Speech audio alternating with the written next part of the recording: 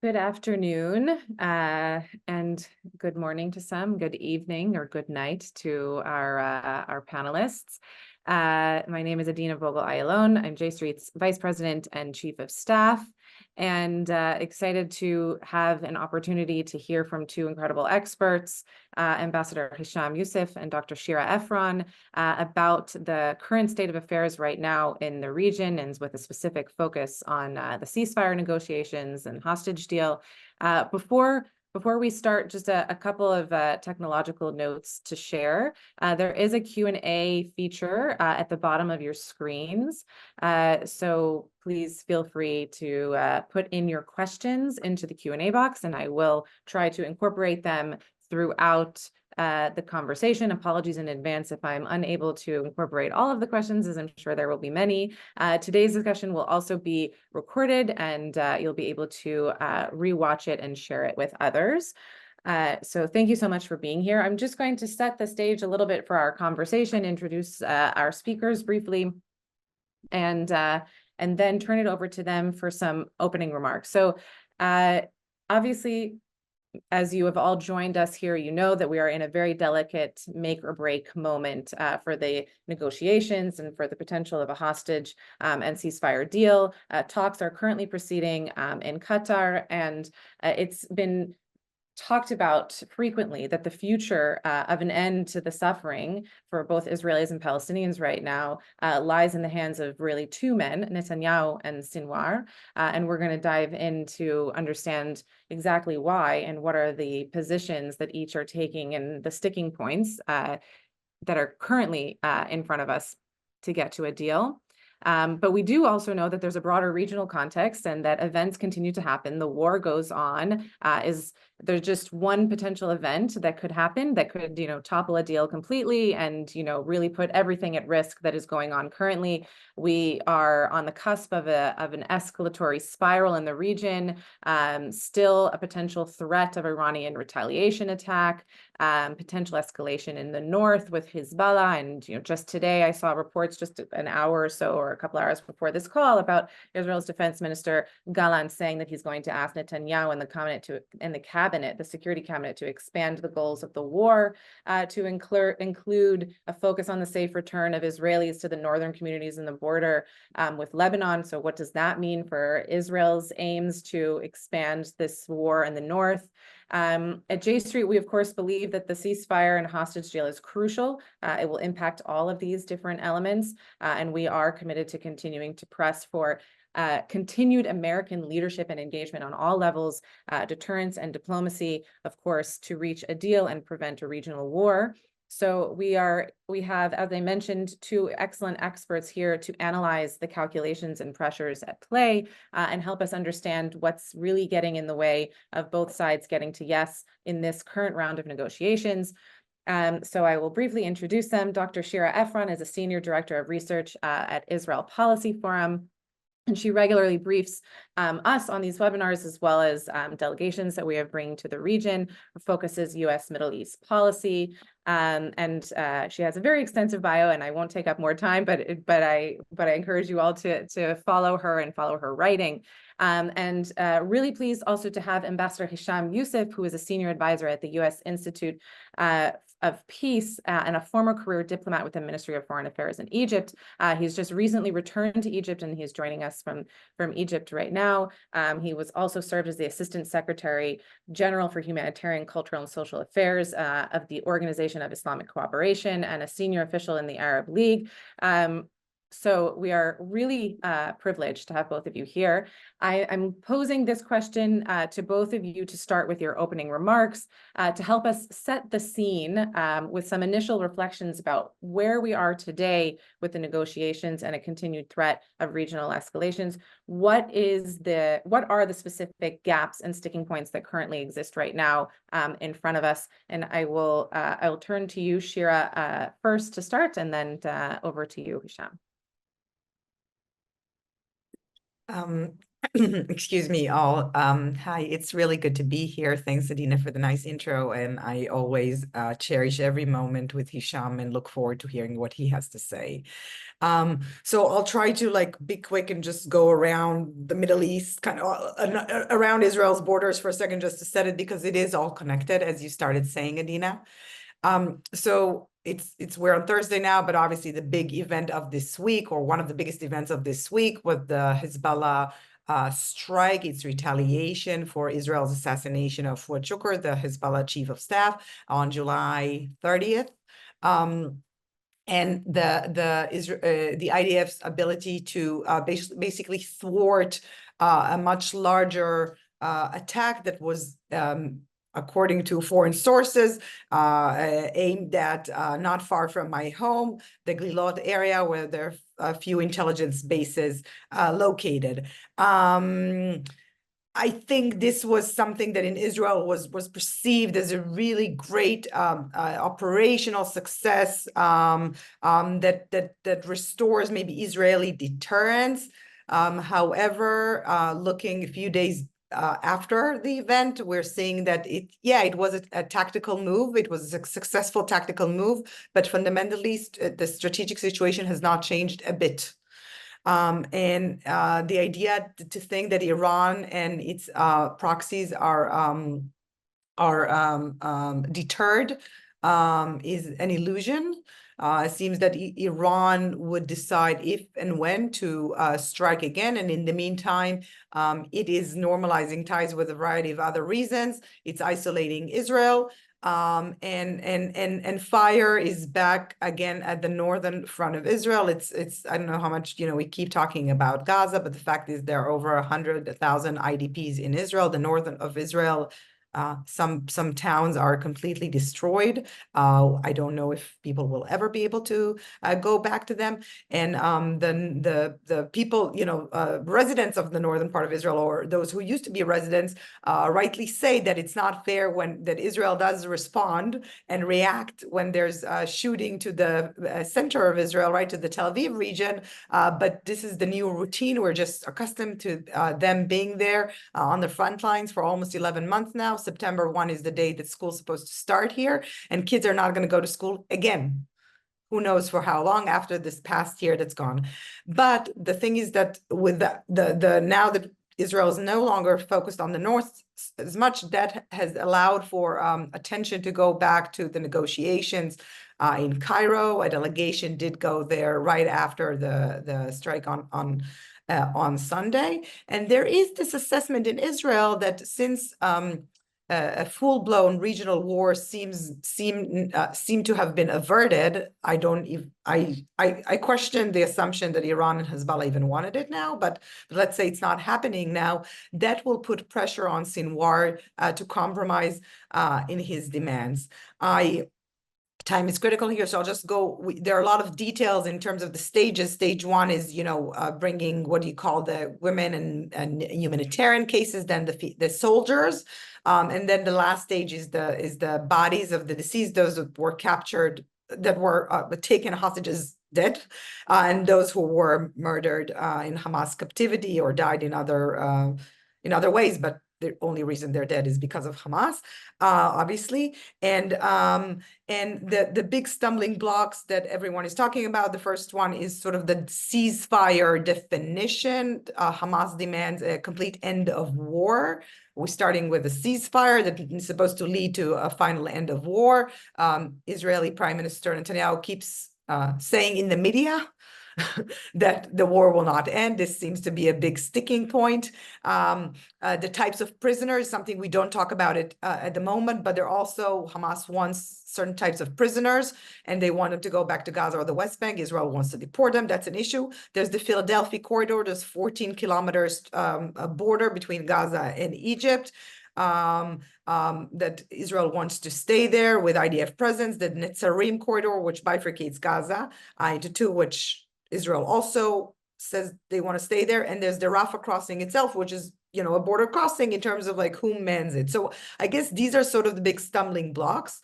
The main issue that I see, and I'll end with this point, is that, there could be, the Israeli position could be correct that with time and war pressure, Sinwar will compromise more, but we don't know that there will be live hostages then in Gaza. There are 107 hostages now in Hamas captivity. It's estimated that half of them are alive, maybe. Each day that goes by endangers their lives. I'm not talking about the many hundreds of thousands of families and displaced people and on all other fronts, which I'm sure we'll get to. And there are over 2 million Palestinians who live in complete hell. So we don't have the luxury of time. And that's why the sticking points to me are more tactical than strategic. And the strategic question is, how do we bring those people home, which is the moral thing to do, but also the correct thing to do rationally from a diplomatic, strategic, and military point of view.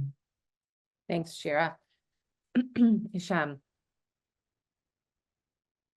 Well, thank you, Adina, and thank you, Shira. I agree with many of the things that you mentioned. Let me start by saying that what's happening in Gaza is an unacceptable cost to demonstrate the unsustainability of the status quo, something that we have been talking about for many years, and it is very sad. And I think I agree with you and with Shira that the priority is to achieve a ceasefire and the return of all the hostages, whether they are alive or not. Like Shira, I'll talk very briefly about what's happening on a number of fronts. Hamas, maybe a little on Israel, Egypt, the regional war, and maybe touch a little bit on the US.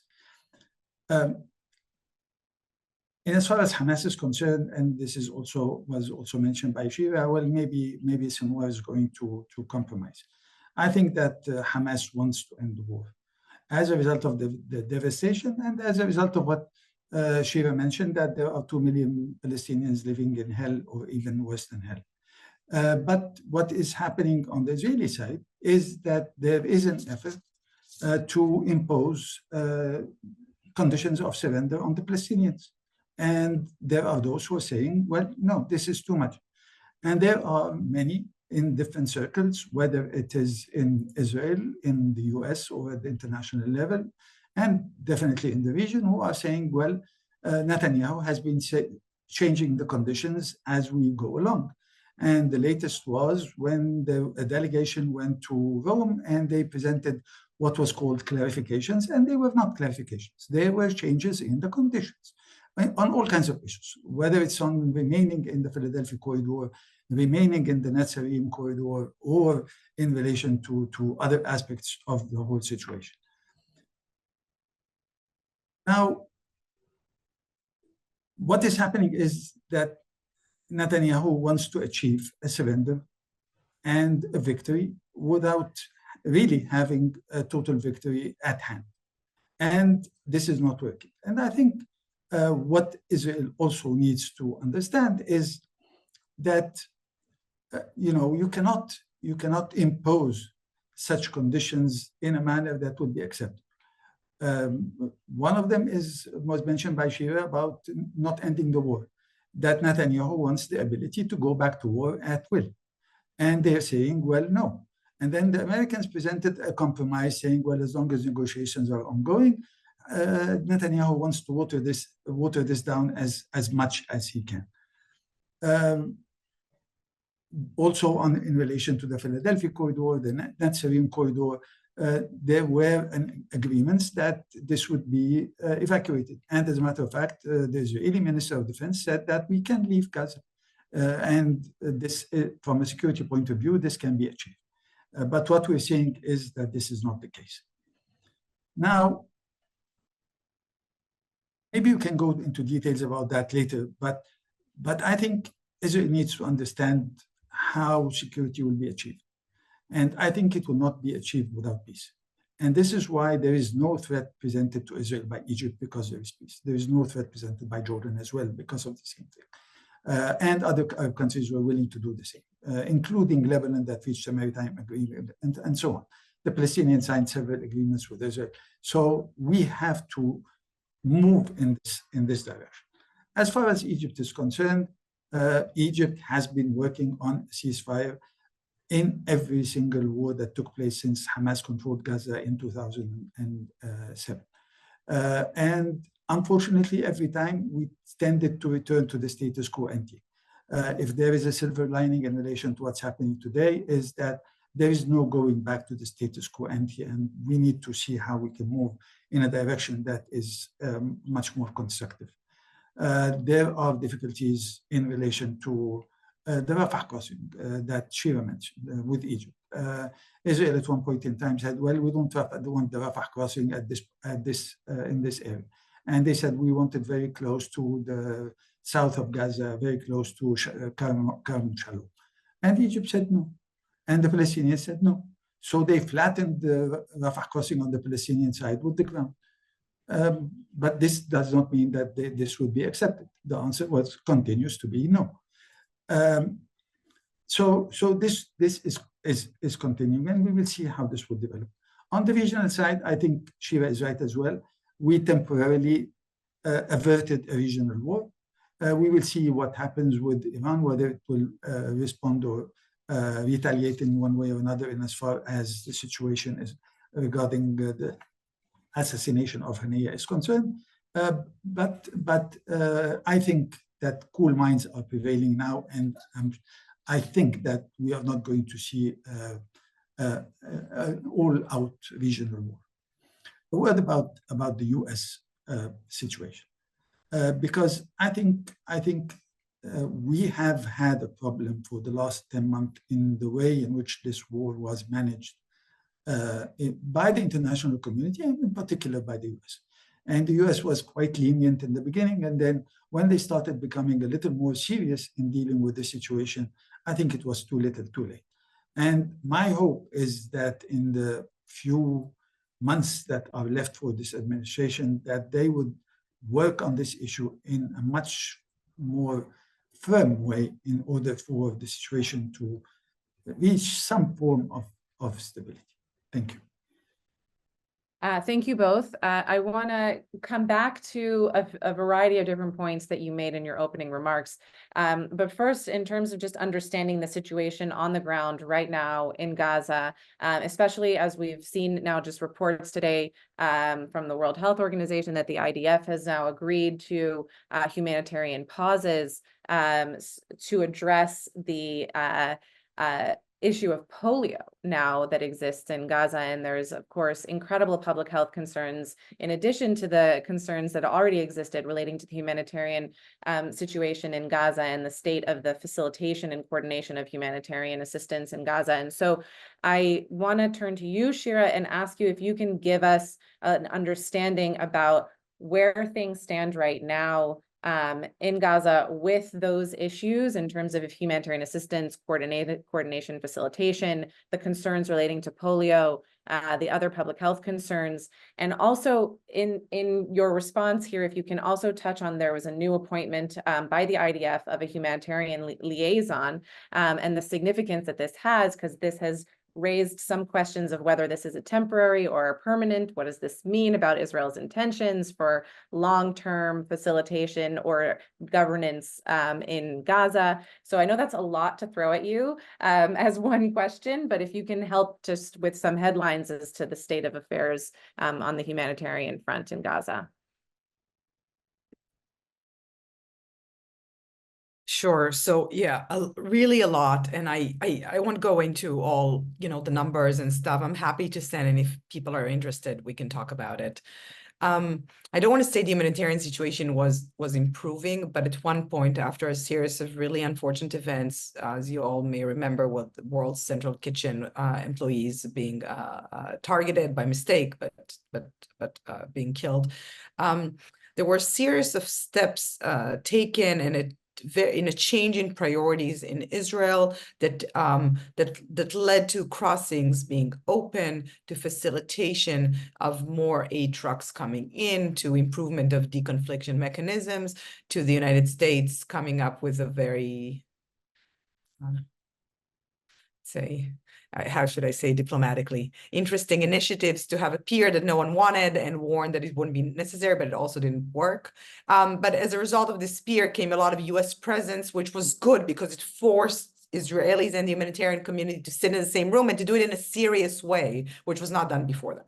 So this was sort of like the advantage of having that, the peer, if it's worth for US taxpayers.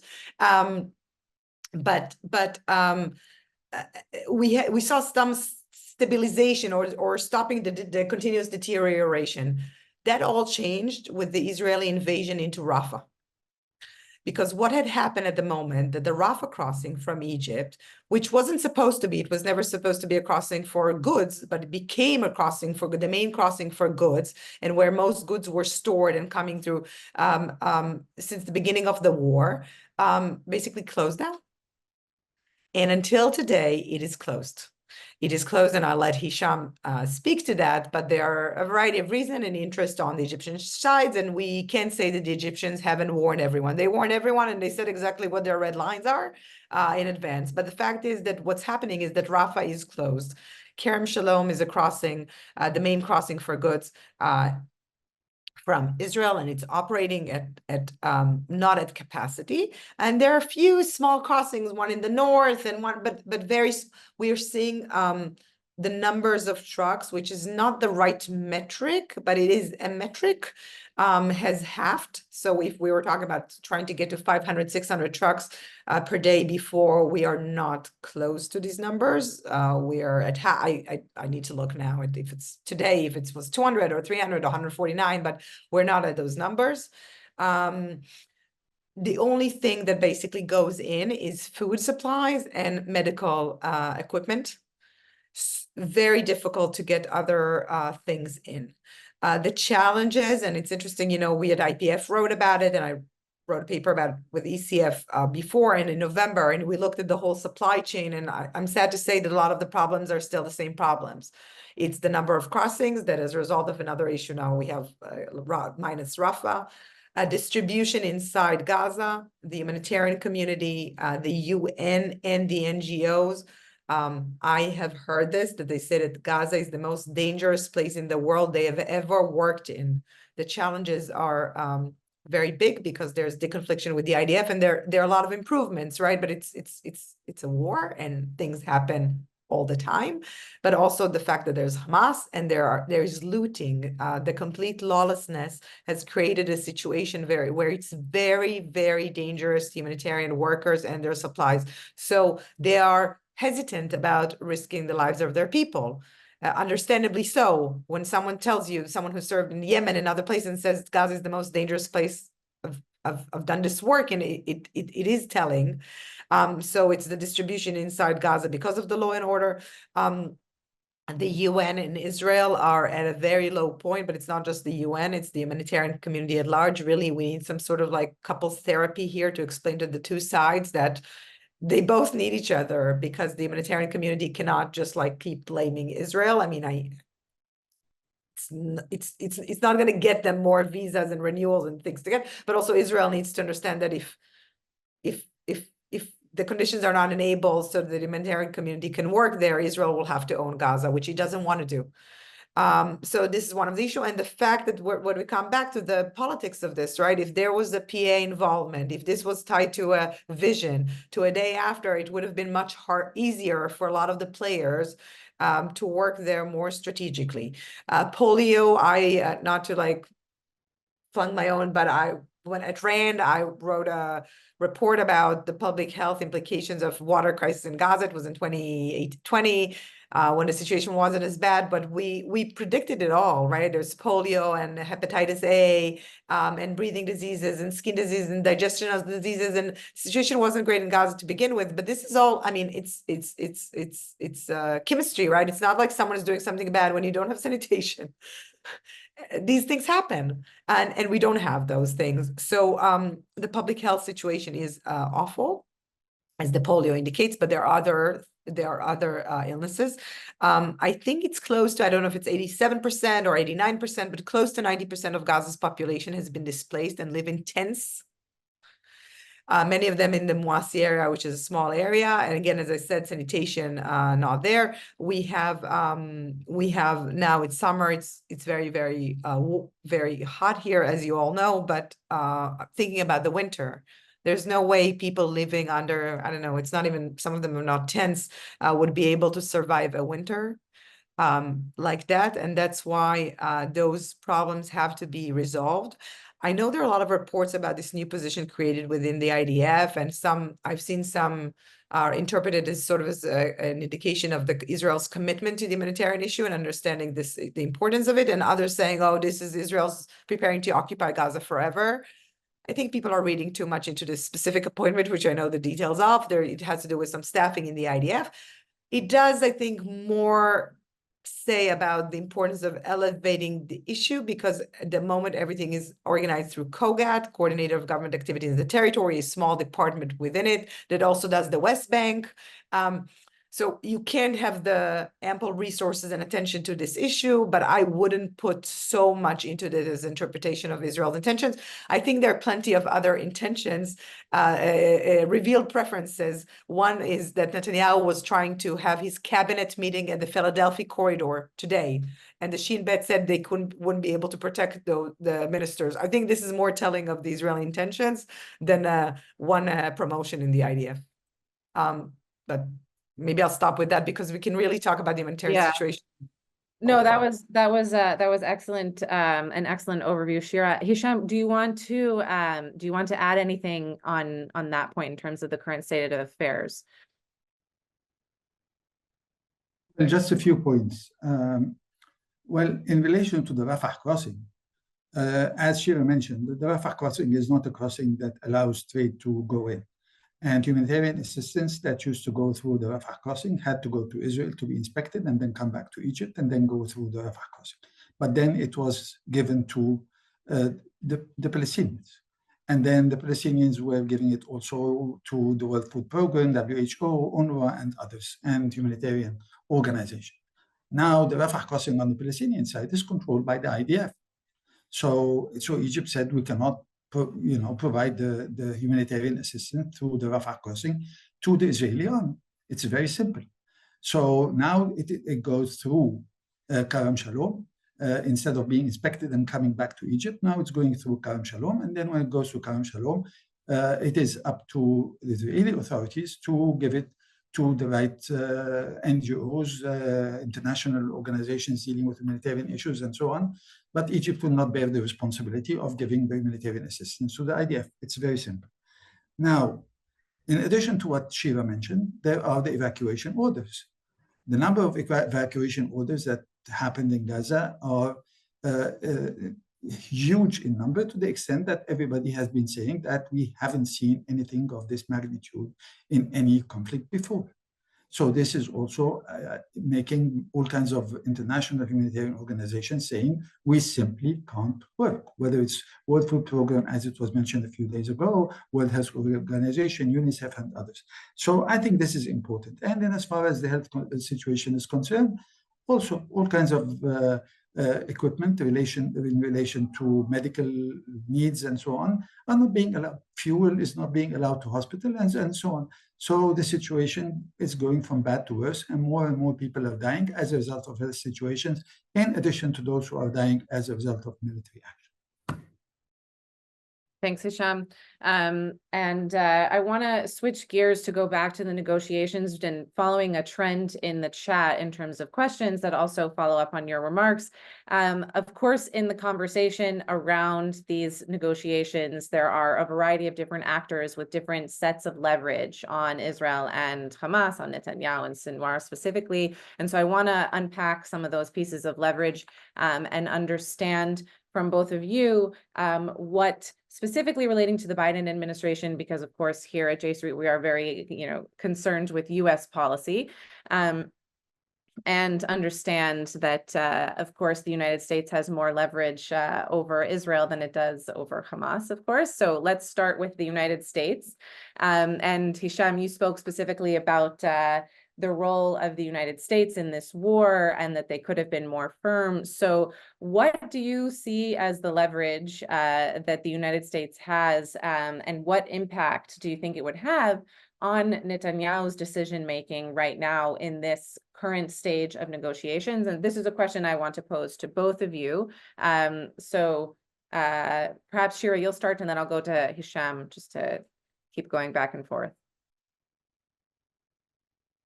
And it's going to be very short because I think a lot of people, they constantly talk, well, only the United States can force Israel's hand.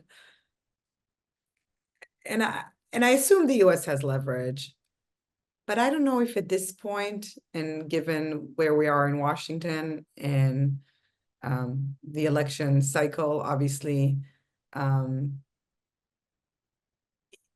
I frankly, I don't know what the administration could do now. I think what was very strange is Blinken's statement that basically Netanyahu, or he didn't say, he said Israel, but there's no Israel, right? It's only Netanyahu.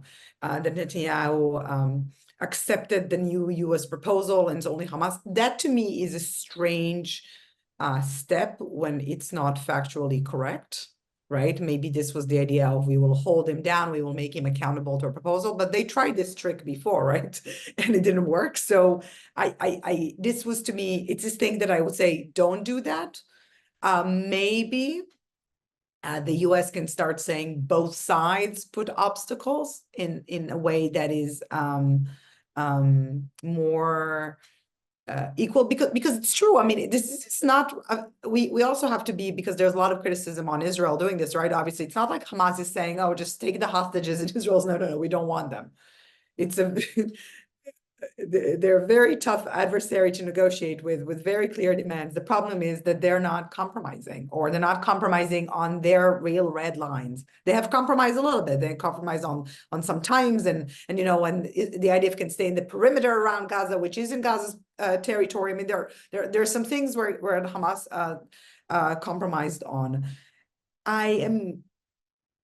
It's sometimes, and I don't know if this is leverage, but it's sometimes I'm wondering if the US, if the administration is changing its thinking regarding a separate deal to release the US hostages, the American hostages. I know this is not something, obviously, we don't want to differentiate between blood and blood, and there are people from other citizenships. I don't know that Hamas would even do that. But because that President Biden said this is the issue that he's going to dedicate himself the most to, and this is really also an American issue, right? It's not just an Israeli issue. This is something that I'm wondering, I think there are a lot of questions here if this is something that they're going to do, and I don't know that they can do it with the Qataris and others. This, in a weird way, could create some pressure, right? If there's a deal only on some of them and not on the rest of the hostages, because they're also dual Israeli citizens, that could create some pressure. But again, it could be just a wacko thought. But I'm curious to hear Hesham. He might have more creative ideas on what the US can do with Israel at this point. Well, I've been associated with efforts to end wars since 2007, starting with the 2008-2009 that ended with a Security Council resolution, and then the efforts in 2014, and following closely the efforts in 2021 as well, at that time I was in Washington. And the role of the US in all these cases was instrumental. And sometimes it just needs the United States to be firm. And this was the case in 2021, when President Biden himself spoke to Netanyahu and he said, well, the time is now to stop this war, and the war stopped. Now, this war is different. We all acknowledge that because of the 7th of October and because of other factors. But then the US cannot be extremely lenient for 10 months and then come in the 11th month and think that, well, this can change quickly. No, it's much more difficult. Now, the US, as a matter of fact, attempted to use some leverage by suspending for a little while one of the shipments of bombs, 2,000-pound bombs. And at the time they said, well, Israel does not need them because Rafah cannot handle 2,000-pound bombs. Hell broke loose. How dare the United States do that? And then in a little while, they said, now the bombs can go back. This is not an attitude of a superpower that wants to stop a war. in my view. And Shira is right. You know, there were all kinds of press reports recently all over the world, including in Washington, saying, well, the US is preparing itself to put some blame on Israel in relation to the fact that there is no agreement being reached because Netanyahu was changing the rules. And then what happened? They turned out and they said, no, Hamas is the problem. So as far as I'm concerned, there is a lot that the US can do. A few days before the last round of negotiations, the US signed a deal for $20 billion worth of weapons to Israel. I think this could have been delayed a few days. And there were articles, including in Yadi'ut Ahronot only a few months back, saying that if the United States delayed ammunition for a few days, the Israeli army will be in trouble. This happened when Netanyahu was extremely critical of the US administration and saying to Netanyahu, you have to be more careful in relation to how much you can attack because this may have implications. And nothing changed, neither on the Israeli side nor on the American side. So I think it requires an attitude that is different from the attitude that has been prevailing for a long time. And sadly, I don't see this happening when we are getting closer and closer to the American elections. Thank you. And Shira, I just want to go back to you because, of course, you know, the discourse here around arms embargo, conditioning aid, withholding weapons, you know, all of that, of course, are policy positions that this administration and previous administrations have never taken. There have been other moments of leverage and, you know, withholding of loan guarantees when you look back. But there is a question as to how this could actually impact Netanyahu's decision-making and whether or not it would impact the decision-making and how much of an impact it would actually have. I'm curious to your thoughts and your assessment on that specific point. First of all, I don't see the administration doing it. So I mean, it's a theoretical thing. Without going into whether I would endorse it or not, I don't see the administration doing it. And Hesham is correct. Even when there was a holdup of one type of ammunition, eventually Israel got everything it needed, plus some more. So I don't think it's the DNA of this administration. I'm also not. We at IPF we don't support it. And honestly, I don't know that this would be effective because we have to understand that the defense system, you know, and the IDF that are fighting are closely aligned with the US position on this. The big stumbling block is the prime minister and his coalition. And they really think like day by day, and their calculations and their considerations are just political. Now, I don't know what the U.S. can do in the political field to change how they think about it. There could be, you know, with a new administration, whether Trump wins or Harris wins, there could be a different approach then. In the lame duck period right after the election in November, the president may be free to do some things. We will need to examine their efficacy because I am not 100% convinced that they would work. We are seeing more and more sanctions against settler violence, right? But this is related to something else. We are seeing embargo, weapon embargo from other countries, by the way. We're seeing more weapon embargo in Israel from countries, which it's not the United States, but it is. Those are important countries. We see more and more countries recognizing a Palestinian state, which is supposed to be as leverage, and none of these things work. I don't think the administration would necessarily do this, but it is, you know, important to know that when we say Netanyahu, maybe to American audiences or, you know, people come from the Middle East where there are monarchies and not necessarily the parliamentary types of democratic regimes. It seems to make sense that Netanyahu makes all the decisions, but in fact, according to Israeli law, he cannot make those decisions by himself. according to the Israeli Basic Law, which is the building block of what one day could turn to in its constitution, clause number 6, he needs to bring these decisions to cabinet decision, to a government decision. And Netanyahu is not bringing those questions into cabinet decisions. And in the cabinet, there is a majority for a deal. So there could be maybe a point for the US to say, like, listen, you have to bring this to a government decision. Follow your own laws. And, someone could say, oh, we Americans, we don't interfere with Israeli politics. Oh, they have separate channels with the defense communities. So because I just don't see, I don't see the leverage necessarily coming from arms. I could be wrong, but also this is not a viable option as I understand it at the moment.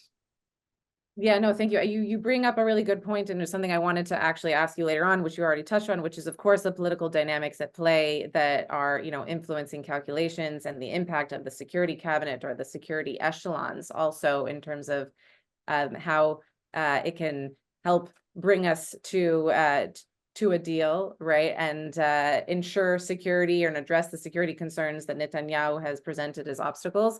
I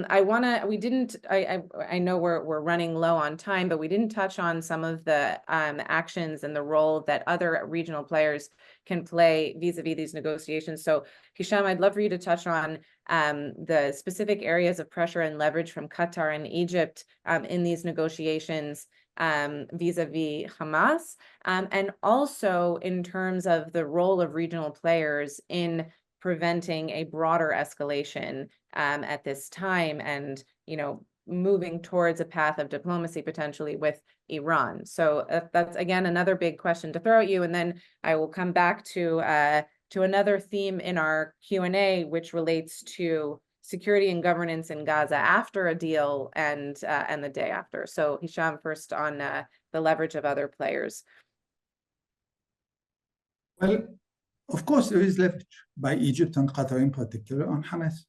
And they have been using it not only during this war, but it has been used before by both of them and by Egypt when Egypt was handling this without Qatar. But of course, they do have leverage, and they have put pressure on Hamas. And as a result, Hamas made some concessions, and this has been recognized. So how far can they go? There is a limit as to how far they can go. Just like we keep saying that the US has limits as far as how far it can go with Israel, of course, also Egypt and Qatar has a limit as far how far they can go with Hamas. So this is ongoing, but there is also a difference in who is doing what. So I think more power need to be exerted on those who have the biggest weapons and those who are, instrumental in ending the war. And in as far as the role in preventing a broader war, I think this was very clear in what happened when Iran attacked Israel. As a result of the effort of the United States, it was enabled to work with countries in the region to prevent missiles that were coming from Iran towards Israel before arriving to the Israeli border. And this also was the case in relation to cooperation with other countries regarding potential and possible missiles and drones coming from Yemen through the Red Sea towards Israel as well. So there has been some effort being done in order to ensure that the situation does not get out of control.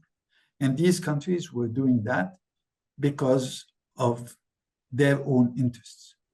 It is not in the interest of a country like Jordan to have missiles flying over its land because this has a detrimental impact on its national security. It's very simple. And I think that this message was conveyed from Jordan to Iran very clearly, that there are things that they cannot accept because this affects their own security. So, but also it affects stability and security of the region. But there is a limit as to how far this can go while the situation is getting from bad to worse on the ground in Gaza and in the West Bank. And we didn't touch on the West Bank, although the West Bank is on fire today, with 1,000 Israeli troops attacking different places in the West Bank. So this situation has many explosive points. Jerusalem is another one. And Jerusalem always has the final word. And when we have ministers in the cabinet saying that they're going to have places for Jews to worship on the Aqsa Mosque compound, then this is clearly a provocation and clearly a problem that was, opposed by many Israeli circles, many at the international level, and so on. So we have to do much more in order to ensure that those who are throwing oil on the fire stop doing that. Yes, 100% agree with the attention to incitement to violence, the rhetoric that's of course coming from these extreme ministers in the Israeli government, and as Shira also noted, there are sanctions that have been brought, and just recently the administration came out with another package of sanctions, and the administration's executive order, we believe, is an incredibly important tool that does need to be continued to expand to additional entities and officials, and we've made that point very clear on this specific note about violence. So just switching gears back to Gaza and the potential of reaching a ceasefire. Should we be able to reach a ceasefire, what is the arrangement for security and governance in Gaza that you would see as the most viable? What would you recommend in terms of specifics on day after, so to speak, day after a ceasefire for stability and security in Gaza? And I'll go first to Shira and then to you, Hesham.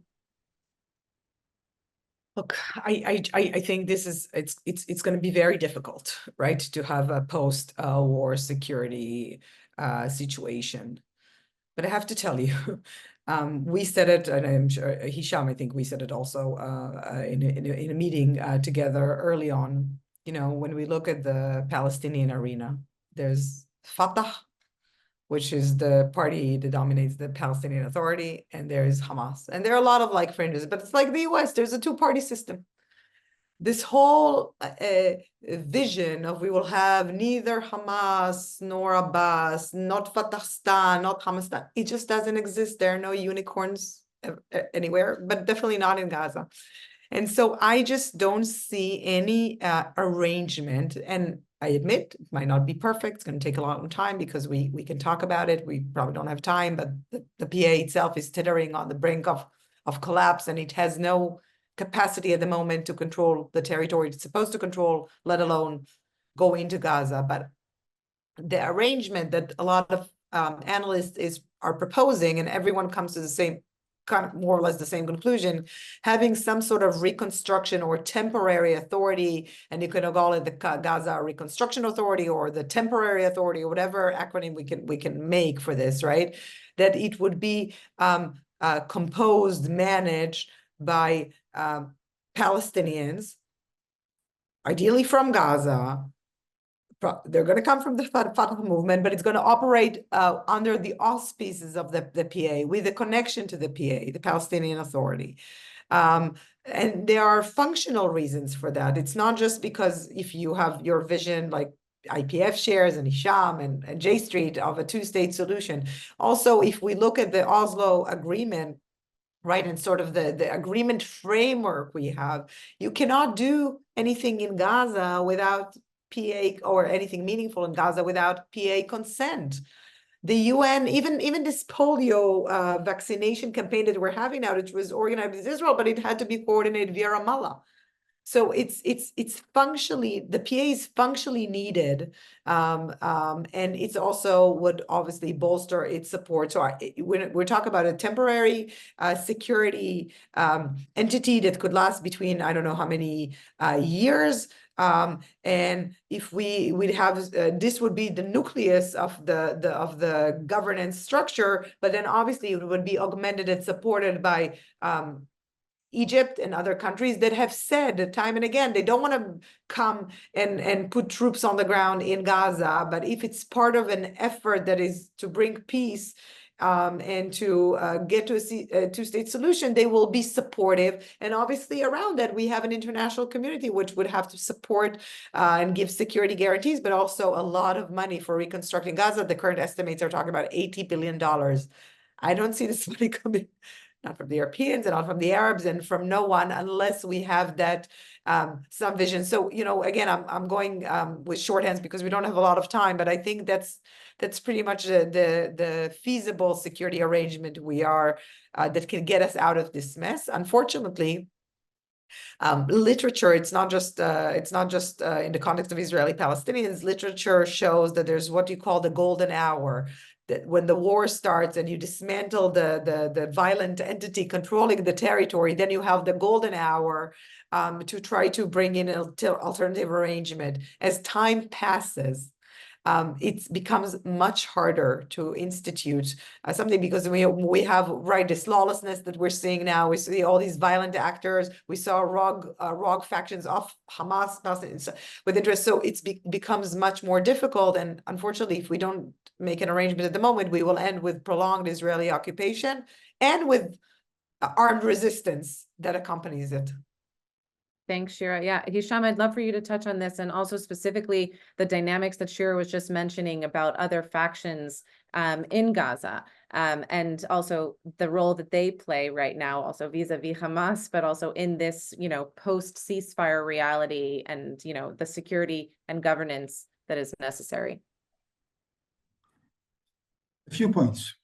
First, to emphasize the point mentioned by Shira, that this has to be linked to a political process. Without the political process, the region will not be able to contribute. So this is a key point. A second key point is that it has to have a Palestinian face. Whether it's security, governance, whatever it is, it has to have a Palestinian face. Thirdly, it's a question of mindset. Why is this issue being discussed? This issue is being discussed because there is a government in Israel that says, no Hamas, no Abbas. Why? The Israeli security establishment is working until today with Palestinian PA security institutions. Shira is right. The PA has been weak, and it has all kinds of difficulties of inefficiency, corruption, you name it, absolutely. It needs all kinds of reform, absolutely. Let's talk about it. But the mindset that because Israel said no Abbas, no Hamas, then no Abbas, no Hamas, let's think about something else. Get some Arabs to put boots on the ground. They will know. The answer is no. It has been no since day one, by the way, until now. But then everybody's saying, no, well, we'll try and so on. And there are a number of countries that agreed and so on. Yes, they agree, but they have conditions. And the conditions cannot be fulfilled by the current government because it is linked to a political process and it is linked to other requirements that this government is not willing to contemplate. So all these are key issues, and they have to be addressed in a manner that would allow the situation to be manageable after the guns stop, hopefully sooner rather than later. Thank you. All right. So one last question. We have 4 minutes, but I'll try to pose it to you quickly. What would be your specific recommendations for right now? And you can choose, who you want to focus these recommendations on, in terms of the actors involved, as to how we get to a yes. How do we get past this impasse? Shira, you want to go first? No. Hesham. Well, sadly, the key is in Washington, and the key is in Netanyahu's government. Of course, Hamas is important and it has to agree, but Hamas recognizes that as a result of the devastation that took place in Gaza, as Shira mentioned, 90% of the population were displaced many times. and the level of destruction is unprecedented. So the popularity of Hamas in Gaza is extremely low, and they know that. There is no surprise about that, because almost all the population lost almost all what they possessed. So they are in the weakest link at this point in time. But this does not mean that they're willing to accept any conditions. No, they are willing to accept reasonable conditions. And hopefully, if there is a firm approach in the coming few days and weeks, perhaps this can be achieved, because my fear is also that we may reach some understanding and agreement, and then in a few weeks it can break down and war can resume. This would be even the worst of all worlds. Thank you. Shira, a last note? Yeah, I'll focus on the U.S. Because obviously you're an American organization. I think starting from the humanitarian situation, I think this is an area where the U.S. had proven leverage, and I think it's really important to use it at the moment. Polio is a case that Israel obviously takes it very seriously, but we need to move beyond, vaccinations. The policy has to change about fuel storage, things that the policy doesn't look at different, and also to press beyond tents, looking at more temporary, more permanent shelters. It doesn't have to be concrete at the moment. No, maybe reconstruction, but there are all these mobile units, warehouses, RVs. It's not within. I know it sounds small, but it will make a huge difference in people's lives. And the U.S. and there's plenty to do in that space, which I think Israel would be. This is proven that Israel is more susceptible to U.S. Leverage on that. I think also this is sort of separate, but it's not. Needs to be a serious campaign to strengthen the Palestinian Authority. All this talk about the PA is unhelpful without a plan to strengthen it. Giving it emergency funding like the Europeans just did is nice. It won't create a state. Having 149 countries recognizing Palestine is really nice too. It probably makes their diplomats feel well. It does not create a state. And we need to start, dividing up the work, right? The Arab world and the Europeans and the Americans, and saying to Israel, you play ball with this, because this is your interest, right? And it's on the financial and stuff. And I think this is where could have some successes. And I guess I would say also in terms of the PA in Gaza, there are gradual steps that we can take, right? On both sides. This whole notion that the PA is so patriotic now, and they will not be on the Rafah crossing without their uniform or something. I mean, they can have a Palestinian flag. We can have a benchmarking thing, but also Israel has to be proven. I wish with JLOTS, with that peer, the U.S. push the PA in. I think if we start small and we demonstrate to the Israelis that the sky doesn't fall when the PA, who everyone knows Israel's working with, also in Gaza, by the way, all the time, okay? When we talk about fixing water pipes, I can give some examples, but the phone calls to Ramallah, we will be able to do more. So it's not to get to yes on the hostage deal and stopping this madness, but it might be small steps on the way there. Thank you both so much for your insights, for your time. Obviously, this discussion could go on for hours and hours. And Hesham, you also participated in our symposium earlier this year about the day after and all the different policy recommendations. I appreciate you both zooming out and talking about the need to link everything to a political process and to the variety of different political recommendations and policy recommendations that need to take place that sort of encompass and address the issues on very many levels. And it's not right. Ceasefire, of course, is step one, but we need to do much more in tandem. And I also, just picking up on your comments and something that we believe is very true also at J Street, and seeing what some questions touched on, there will always be spoilers, right? There will always be spoilers that are trying to thwart any effort to advance pragmatic policy recommendations and smart policy recommendations that come from the United States that we can empower, have to empower moderates, right? That we can help move constructive actions along that empower moderates is incredibly important. And that means both in the Israeli side as well as on the Palestinian side in terms of actors, and of course, in terms of the regional actors as well. And we do see that the US has a strong role, and the actions that it can take can either be destructive or constructive on that point in terms of either empowering extremists or empowering moderates. So I really thank you all. We will continue, to push here for smart, constructive policy that does help to delegitimize the spoilers and the extremists and help empower those moderates. And thank you for all of the work that you are doing. And thank you to our viewers. We will have a recording of this, and also it will be in podcast form, so you can listen again and share. And till the next time, good night to both of you, and take care. Thank you. Good night.